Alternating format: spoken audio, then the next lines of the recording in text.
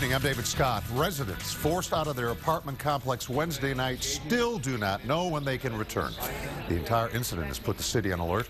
Code compliance officers admit for the first time tonight that they need to change their inspection procedures.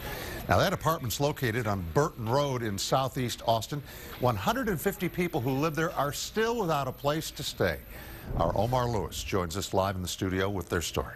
Good evening, Dave. Red flyers are popping up all around the Woodridge complex. It's a piece of paper residents are dreading, a warning that their building is deemed too dangerous to live in, leaving tenants worried that they might end up without a place to call home.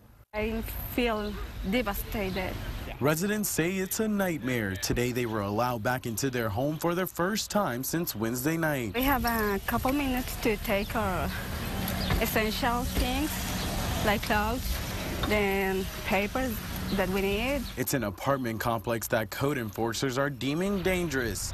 Today, 5 buildings were closed off after failing an inspection. What has happened this morning is a fencing company came out and secured the specific buildings on the property that have been deemed dangerous.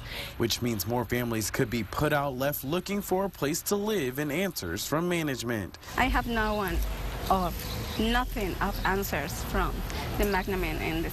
They are so rude, just go away and they can help us. Help that could take a while to get here. With more buildings not up to code, the complex has its work cut out. The property owners are going to have to get with their engineers, and then they're going to have to go through the permit process. And by going through the permit process, there are lots of checks and balances that'll bring this property up to code. The city code enforcer's office is run on a complaint system, but after the big mess this latest collapse has caused, they're looking at changing the way they operate. We're hoping to move towards putting into our budget a multifamily inspection program where we can be more proactive on going around and inspecting some of these older structures that are out here. In hopes of preventing something like this from happening again. When I enter to my apartment, I feel like I want to cry because I have all my things inside.